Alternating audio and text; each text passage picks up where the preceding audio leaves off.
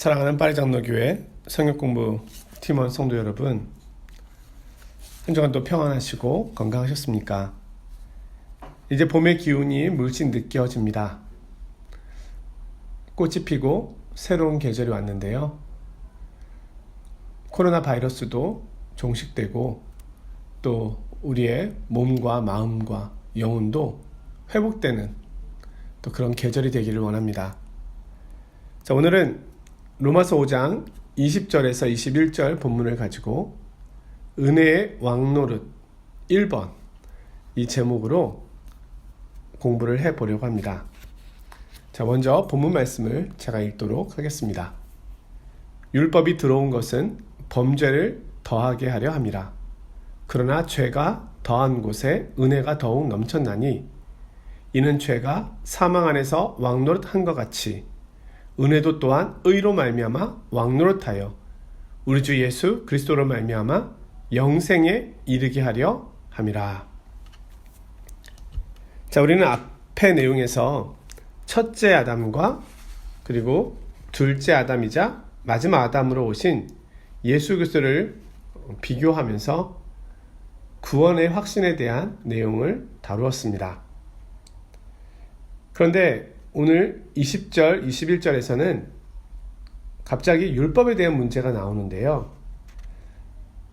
이 율법에 대한 문제를 통해서 6장의 죄에 대한 문제, 그리고 7장의 율법에 대한 문제를 더 구체적으로 다루게 됩니다. 그것을 미리 앞에서 요약해주고 암시하고 있는 구절로 오늘 20절, 21절을 사용하고 있다고 볼 수 있겠습니다.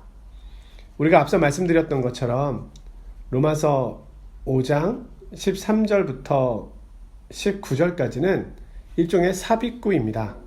12절에서 바로 20절로 이어져도 되는데 이 중간에 내용을 넣음으로써 아담과 예수 그리스도를 비교함으로 죄와 은혜에 대한 부분을 조금 더 분명하고 명확하게 설명해 주었습니다. 자, 오늘은 율법의 문제입니다. 여전히 사람들은 구원의 문제를 이해하면서 한편으로는 그렇다면 율법은 왜 우리에게 주어졌지? 구약시대에 하나님께서 율법을 주신 이유는 무엇이지? 율법으로 우리가 의롭다함을 받을 수 없다면 도대체 율법의 역할은 무엇일까? 라고 하는 의문과 질문을 갖게 됩니다. 앞에 13절에서 율법이 있기 전에도 사람들은 정죄를 받았습니다. 정죄가 이미 율법 있기 전에 있었습니다. 아담으로부터 모세까지의 그 죄와 사망의 모습이 있었던 것이 그것을 증거합니다. 우리는 율법에 대한 이해를 다시 해야 하겠습니다. 이 율법에 대한 이해를 통해서 6장에서 8장까지의 내용을 바르게 이해할 수 있습니다. 오늘 말씀 20절, 율법이 들어온 것은 범죄를 더하게 하려 함이라. 여기서 범죄란 아담의 죄와 그 후 모든 사람들의 죄 전부를 가리키는 말입니다. 그런데 바울사도는 말하기를 율법은 죄를 증가하게 하고 죄를 더하게 한다는 겁니다. 율법은 죄들을 더하게 하기 위하여 따라왔다는 겁니다. 율법은 구원의 방도로 주어진 것은 결코 아닙니다. 앞서 살펴본 것처럼 로마서 3장 20절에 율법으로는 그 앞에 의롭다함을 받을 육체가 없나니 율법으로는 죄를 깨달음이니라. 율법으로 의롭게 되는 것은 불가능합니다. 그런데 율법이 우리 죄를 더 짓게 한다는 것입니까? 그렇지 않습니다. 여기서 의미는 그런 의미가 아닙니다. 자, 율법이 우리에게 죄를 더 증가하게 하는 방식으로 세 가지를 요약해 볼 수 있는데요. 먼저는 우리의 죄에 대한 지식을 율법은 증가시킵니다. 율법을 통해서 우리는 죄를 깨닫게 됩니다. 로마서 7장 7절에 그런즉 우리가 무슨 말을 하리요? 율법이 죄냐? 그럴 수 없느니라. 율법으로 말미암지 않고는 내가 죄를 알지 못하였으니 그 율법이 탐내지 말라 하지 아니하였더라면 내가 탐심을 알지 못하였으리라. 우리는 죄에 대하여 무지합니다. 사람들은 자신들이 죄를 짓고 있다는 것을 알지 못합니다. 하지만 율법이 없으면 죄가 죄인 줄을 알 수 없습니다. 탐내지 말라라는 계명이 없었을 때는 탐내어도 죄가 죄되지 않았습니다. 죄인 줄을 알지 못했습니다. 그러나 이제는 그 계명이 있음으로 인하여 탐을 내면 죄가 되는 것입니다. 율법은 우리로 하여금 죄를 알게 합니다. 코로나19 바이러스로 인해서 마스크를 쓰는 것이 의무가 되었습니다. 그리고 통행금지도 있잖아요. 그런데 그것을 어긴다면 어떻게 될까요? 그 법을 어기게 되면 벌금을 물어야 하는 것이죠. 왜냐하면 이 율법이 있음으로 인해서 우리에게 죄가 무엇인지를 알게 해준 것입니다. 자, 율법의 역할이 이것입니다. 무엇이 죄인지 아닌지, 무엇이 선한 것인지 악한 것인지를 알게 해줍니다. 율법은 나에게 죄의 깊이와 죄의 어리석음, 죄의 본질, 죄의 결과를 말해줍니다. 두 번째는 죄에 대한 자각을 증가시킵니다. 이것은 머리로만이 아니라 우리로 하여금 깨닫게 한다는 겁니다. 율법은 우리가 잘못되었다는 것을 알게 해줍니다. 자, 어린아이들이 식당에서 막 뛰어다닌다고 생각해 봅시다. 아무거나 막 만지고 옆에 테이블에 가서도 장난을 치고 소리를 칩니다. 이것은 분명 잘못된 일입니다. 하지만 어린아이였을 때는 그것이 잘못인지 알지 못합니다. 그냥 자기 하고 싶은 대로 하는 거죠. 그런데 커서는 분별하게 됩니다. 그 일이 부끄러운 것이라는 것을 알게 됩니다. 율법은 우리의 죄를 더 깊이 깨닫게 하므로 그것을 후회하게 합니다. 우리가 하고 있는 행동들이 하나님의 권위에 대한 도전이며 하나님의 거룩함에 대적한 것임을 알게 해줍니다. 죄가 단순히 나쁜 것이라는 것뿐만 아니라 하나님을 반역한 일이라는 것을 알게 합니다. 다윗은 시편 51편에서 자신이 지은 죄가 하나님을 대적한 것임을 깨닫게 되었습니다. 내가 주께만 범죄하였나이다. 다윗은 죄의 참된 본질을 본 것입니다. 다윗은 자신의 죄가 용서받을 수 없는 큰 죄라는 것을 알게 되었습니다. 우리가 율법에 대해 알게 되면 우리 모두도 그렇게 됩니다. 우리가 나쁜 일을 한다는 것에 머무르는 것이 아니라 그 일이 하나님을 대적한 것임을 알게 됩니다. 아담으로부터 모세까지 이르는 사람들은 13절 14절에서 보았던 것처럼 죄에 대하여 충분히 깨닫지는 못하였습니다. 그러나 율법이 들어온 후에는 율법은 우리에게 이 지식을 주었고 그것이 우리 죄를 더욱 악하게 만들었습니다. 율법은 우리에게 하나님을 마음을 다해, 목숨을 다해, 뜻을 다해, 힘을 다해 섬기지 않은 것이 잘못임을 알게 합니다. 이것을 알게 해준 것이 바로 율법의 역할입니다.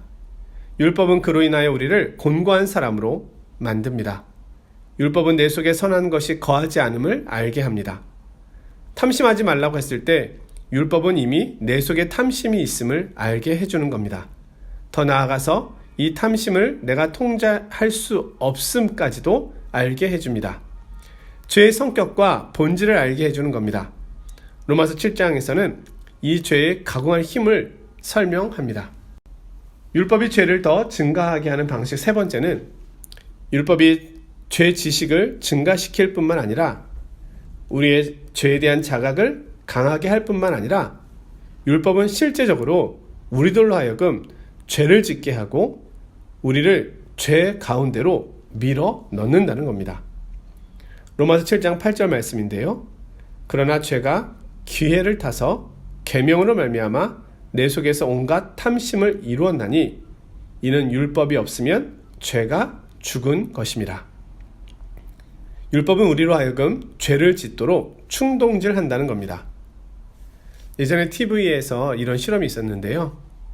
빈 방에 상을 하나 두고 그 상 위에 물건을 두고는 그 물건 속이 보이지 않게 뚜껑을 덮어두었습니다.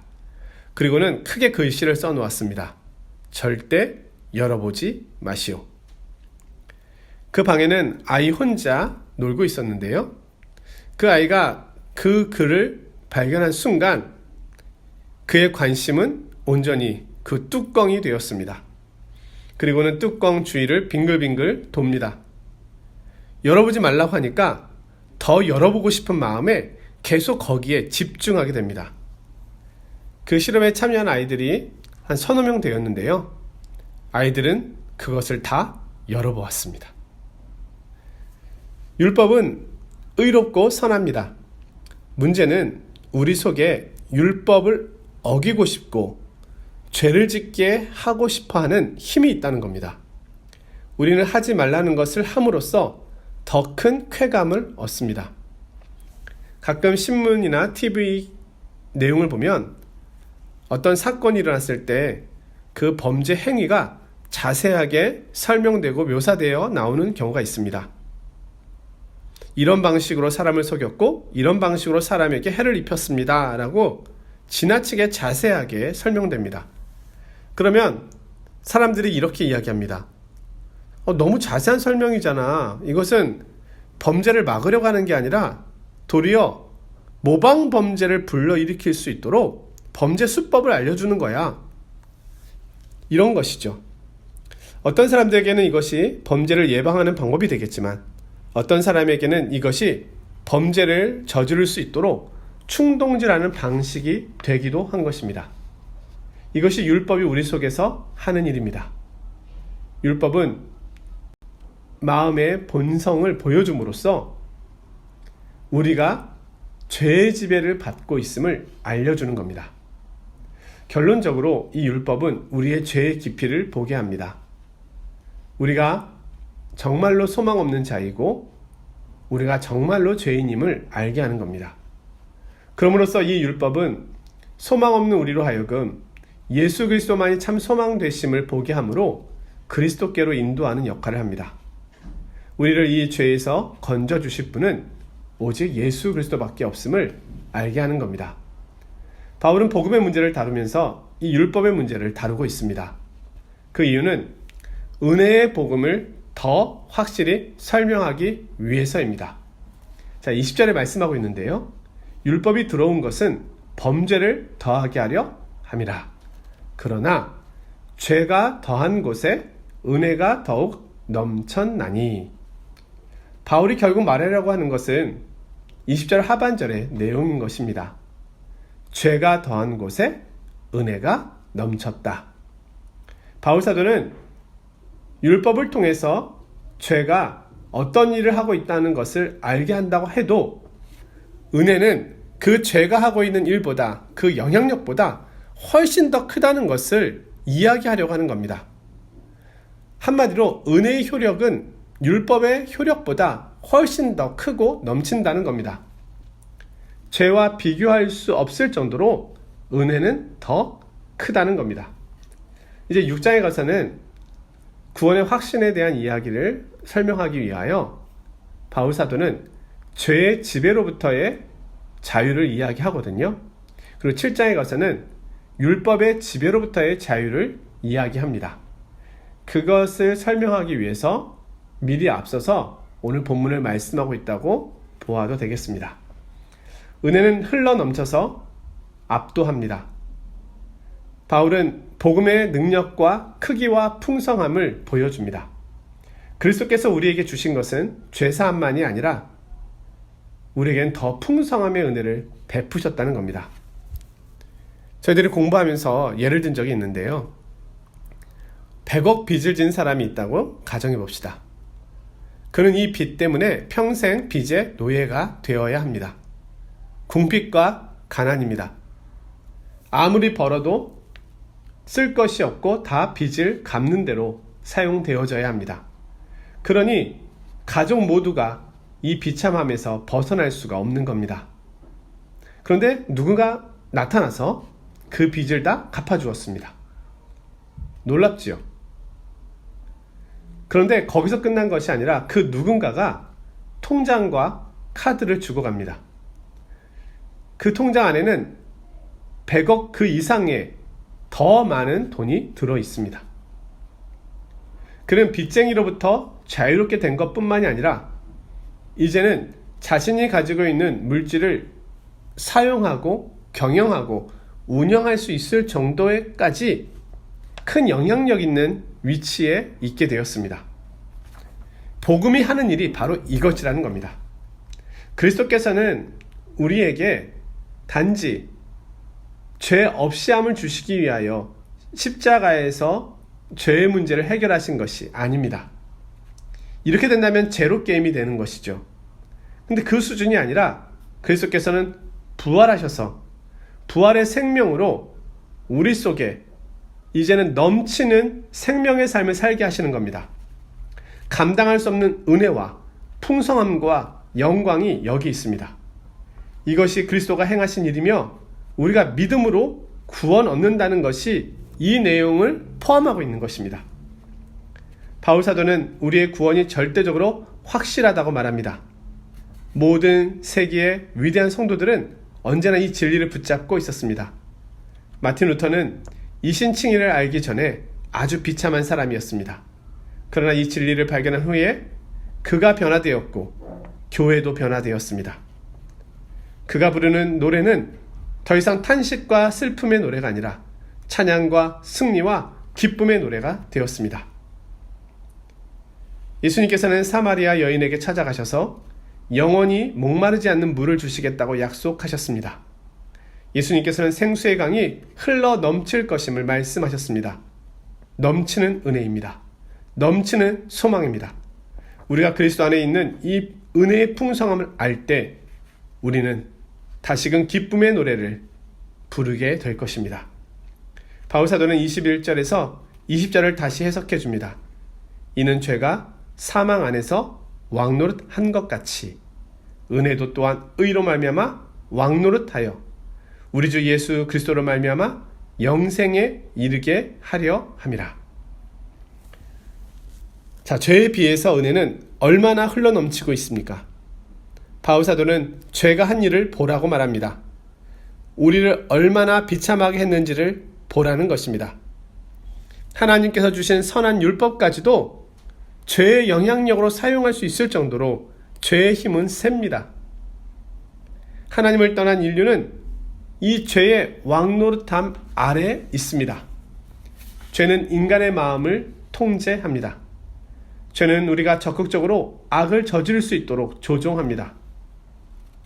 심지어는 구원받은 성도도 이 죄의 세력에 영향을 받을 때가 있습니다. 하지만 죄가 그를 전적으로 조종하거나 지배하는 것은 아닙니다. 세상은 하나님을 알지 못합니다. 영적인 것에 관심이 없을 뿐만 아니라 전혀 알지도 못합니다. 고린도전서 2장 14절 15절 말씀인데요. 만일 우리의 복음이 가리었으면 망하는 자들에게 가리어진 것이라.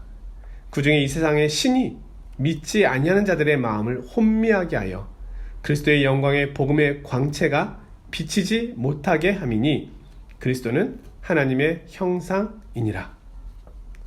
세상은 마귀의 지배를 받고 있습니다. 그러기에 믿을 수가 없습니다. 그들은 영적으로 죽어 있습니다. 에베소서 2장 1절에서 3절의 말씀입니다. 그는 허물과 죄로 죽었던 너희를 살리셨도다. 그때 너희는 그 가운데서 행하여 이 세상 풍조를 따르고 공중의 권세 잡은 자를 따랐으니 곧 지금 불순종의 아들들 가운데서 역사하는 영이라. 전에는 우리도 다 그 가운데서 우리 육체의 욕심을 따라 지내며 육체와 마음에 원하는 것을 하여 다른 이들과 같이 본질상 진노의 자녀이었더니. 이것이 죄가 왕노릇하는 삶입니다. 우리가 일주일 동안 살아가면서 세상에서 아니면 유튜브나 인터넷에서 영혼에 대한 이야기를 얼마나 들을 수 있습니까? 우리는 하나님에 대하여 어떤 지식을 들을 수가 있습니까? 우리는 참으로 많이 배웠습니다. 많은 지식을 갖고 있습니다. 하지만 정작 가장 중요한 영혼, 영생, 구원, 하나님 이런 단어는 세상에서 들을 수가 없습니다. 세상은 우리의 영혼의 문제를 걱정하지 않습니다. 영혼에 전혀 관심이 없습니다. 오직 보여지는 것 육체뿐입니다. 육신의 정욕과 탐심만을 노래합니다. 왜요? 하나님에 대하여 그 영이 죽어 있기 때문입니다. 그런데 놀라운 것은 우리 믿음의 성도들 가운데는 전혀 다른 일이 발생한다는 겁니다. 우리에게 하나님의 은혜가 부어집니다. 우리는 영의 눈을 뜨게 됩니다.